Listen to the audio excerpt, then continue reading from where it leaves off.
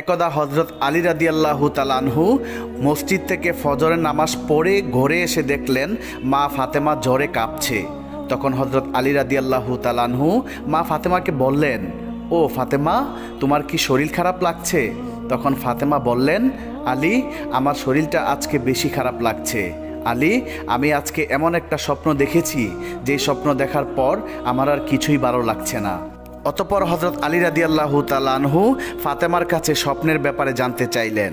তখন ফাতেমা বললেন, আমি আজকে রাত্রে স্বপ্নে দেখলাম আমার বাবা আমার ঘরে এসে আমাকে খুঁজতেছে। আমি যখন বাবার কাছে গিয়ে দাঁড়ালাম তখন আমার আব্বাজান আমাকে বলছেন, মা, আমি তো তোমাকেই খুঁজতেছি। শোনো মা, আজকে তুমি রোজা রাখবে এবং সেহরি করবে আলীর দস্তরখানায় আর ইফতারি করবে আমার দস্তরখানায়। হজরত আলী রাদিয়াল্লাহু তাআলা আনহু জ্ঞানী মানুষ, এই কথা শোনার পর তার আর কোনো কিছুই বোঝার বাকি রইল না।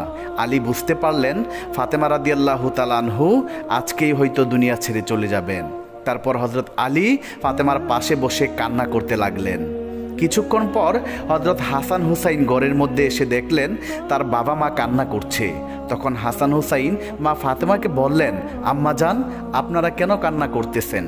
কথিত আছে যখন কোনো সময় হজরত হাসান এবং হুসাইন রাদিয়াল্লাহু তাআলা আনহু মা ফাতেমাকে এটা সেটা জিজ্ঞেস করে বিরক্ত করত, তখন মা ফাতেমা হাসান হুসাইনকে বলতেন, তোমাদের নানাজির রওজা থেকে ঘুরে আসো।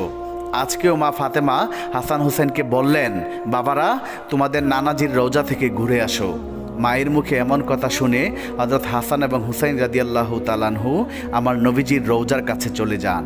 হাসান এবং হুসাইনকে দেখতে পেয়ে আমার নবীজি বলেন, হাসান, হুসাইন, তোমরা আজকে কেন এখানে এসেছো? তোমরা তো যখন খুশি তখনই আসতে পারবা। আজকে তোমরা সারাদিন তোমাদের মায়ের মুখের দিকে তাকিয়ে থাকবা। আজকে তোমার মা দুনিয়া ছেড়ে চলে যাবে। নবীজির মুখে এই কথা শুনে হযরত হাসান এবং হুসাইন রাদিয়াল্লাহু তাআলা আনহু আবার ঘরের মধ্যে চলে আসেন। এসে মা ফাতেমা এবং হযরত আলী রাদিয়াল্লাহু তাআলা আনহুকে উদ্দেশ্য করে তারা বলতে লাগলেন, আপনারা কেন কান্না করছেন আমরা বুঝতে পেরেছি। আমাদের নানাজি বলেছে আম্মা জান আজকে দুনিয়া ছেড়ে চলে যাবে। হাসান এবং হুসাইনের মুখে এই কথা শুনে হযরত ফাতেমা রাদিয়াল্লাহু তাআলা আনহা এবং হযরত আলী রাদিয়াল্লাহু তাআলা আনহু আরও বেশি করে কান্না করতে লাগলেন। সেদিন বিকালবেলা মা ফাতেমার শরীর আরও বেশি খারাপ হয়ে যায়। তারপর মা ফাতেমা হযরত আলীকে কাছে ডেকে বলেন, আলী, তোমাকে আমি 3টি কথা বলে যেতে চাই, তুমি কথা দাও আমার 3টি কথা রাখবে? অতঃপর হযরত আলী মা ফাতেমাকে ওয়াদা করলেন। এবার ফাতেমা হযরত আলীকে বললেন, আলী, আমার প্রথম কথা হলো, আমি তোমার সাথে এতদিন ঘর সংসার করেছি, আমার অনেক জানা না জানা অনেক অন্যায় ভুল ত্রুটি হয়তো হয়েছে, তুমি আমাকে ক্ষমা করে দিবা। তারপর হযরত আলী বলেন, ফাতেমা, তুমি এসব কি বলছো? তোমার মতো স্ত্রী দুনিয়ার কার ভাগ্যে আর জুটবে? ও ফাতেমা, তোমার বাবা বিশ্বনবী দয়া করে মায়া করে তোমাকে আমার হাতে তুলে দিয়েছিল। আমি তোমাকে ঠিকমতো পড়াতে পারিনি, খাওয়াতে পারিনি। আমি যদি তোমার কাছে কোনো অন্যায় করে থাকি আমাকেও তুমি মাফ করে দিবা। তখন ফাতেমা বললেন, আলী, এই কথা বলে আমাকে তুমি পাপী করো না। তারপর হযরত ফাতেমা বলেন, আলী, আমার দ্বিতীয় কথা হলো, আমি দুনিয়া থেকে চলে যাওয়ার পর তুমি আরেকটা বিয়ে করে নিবা। আমি তোমাকে অনুমতি দিয়ে গেলাম। আর সপ্তাহে একদিন আমার হাসান এবং হুসাইনকে তুমি বুকে নিয়ে ঘুমাবা। তারপর মা ফাতেমা 3 নাম্বার কথা হিসাবে হযরত আলীকে বললেন, আলী, আমার 3 নাম্বার কথা হলো, আমি দুনিয়া থেকে চলে যাওয়ার পর আমাকে রাতের বেলা কবরে দাফন করতে নিয়ে যাইবা, যাতে করে কোনো মানুষ আমার লাশ দেখতে না পারে। কেউ যদি আমার লাশ দেখে ফেলে তাহলে তারা বুঝে ফেলবে যে নবীর মেয়ে এতটুকু লম্বা ছিল, এতটুকু মোটা ছিল। আমি চাই না কেউ আমার লাশ দেখে এটা বুঝতে পারুক।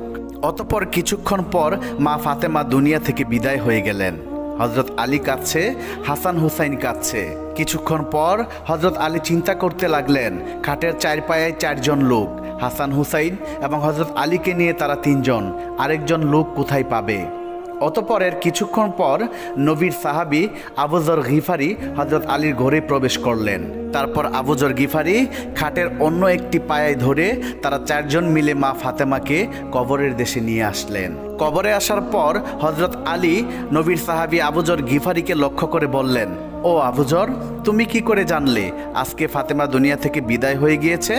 তারপর আবু যর গিফারি আলীকে উত্তর দিলেন, আলী, আমি স্বপ্নে দেখতে পেলাম বিশ্বনবী আমার কাছে এসে বলছেন, আবু যর, আমার মেয়ে ফাতেমা আজকে দুনিয়া ছেড়ে চলে গিয়েছে, তার খাটের পায়া ধরার জন্য একজন লোক দরকার, তুমি যাও আমার মেয়েকে দাফন কাফন করে দিয়ে আসো। অতঃপর তারা সবাই মিলে মা ফাতেমার লাশ কবরের মধ্যে নামালেন। এরপর কবরকে উদ্দেশ্য করে নবীর সাহাবী আবু যর গিফারি বলতে লাগলেন, হে কবর, তুমি কি জানো তোমার মধ্যে আজকে কাকে রেখে যাচ্ছি? আজকে তোমার মধ্যে রেখে যাচ্ছি বেহেশতে মহিলাদের সর্দারিনী মা ফাতেমা রাদিয়াল্লাহু তাআলা আনহুকে। সাবধান সাবধান কবর, তুমি কিন্তু তার সাথে ভালো ব্যবহার করবা। কবর থেকে কোনো আওয়াজ আসতেছে না।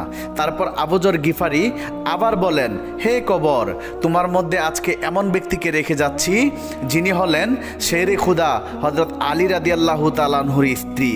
কবর থেকে কোনো আওয়াজ আসছে না। তারপর আবু যর গিফারি আবার বলেন, কবর, তোমার মধ্যে আজকে এমন একজনকে রেখে যাচ্ছি যারা বেহেশতি যুবকদের সর্দার হযরত হাসান এবং হুসাইন রাদিয়াল্লাহু তাআলা আনহুর মাকে তোমার মধ্যে রেখে যাচ্ছি। সাবধান কবর, তুমি কিন্তু খারাপ ব্যবহার করবা না।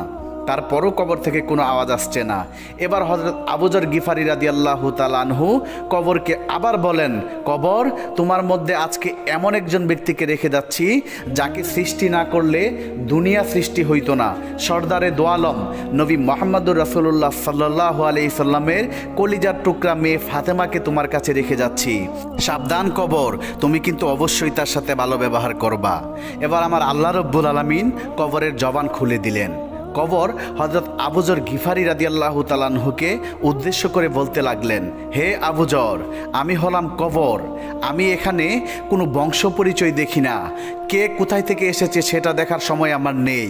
দুনিয়াতে যে আল্লাহ রব্বুল আলামিনকে খুশি করে আল্লাহর ঈমান নিয়ে আমার মধ্যে আসবে, আমি তার সাথে ভালো ব্যবহার করব। আর দুনিয়ার যে সমস্ত বান্দারা পাপী হয়ে আমার মধ্যে আসবে, আমি কবর তার জন্য ভয়ঙ্কর হয়ে যাব। তাকে আমি চাপ দিয়ে একটি পাঁজরের হাড় আরেকটি পাঁজরে ঢুকিয়ে দেব এবং আমার মধ্যে রয়েছে অনেক বিষাক্ত সাপ বিচ্ছু। এই সব কিছু ওই পাপী ব্যক্তিকে দংশন করতে থাকবে। কবরের এমন জবাব শুনে হযরত আবু যর গিফারি রাদিয়াল্লাহু তাআলা আনহু ভয়ে কাঁপতে লাগলেন।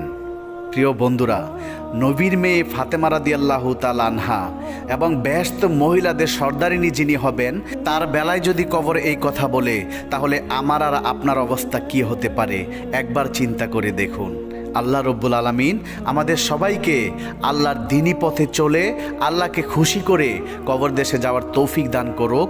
সকলেই কমেন্টে লিখুন আমিন। বন্ধুরা, এই ছিল আমাদের আজকের ভিডিওটি। বন্ধুরা, ভিডিওটি যদি আপনাদের কাছে এতটুকু ভালো লেগে থাকে, তাহলে অবশ্যই আমাদের চ্যানেলটি সাবস্ক্রাইব করে পাশে থাকা বেল আইকনটি প্রেস করে দিবেন। তাহলে দেখা হবে আবার নতুন কোনো ভিডিওতে। সেই পর্যন্ত সবাই ভালো থাকুন, সুস্থ থাকুন। আল্লাহ হাফেজ।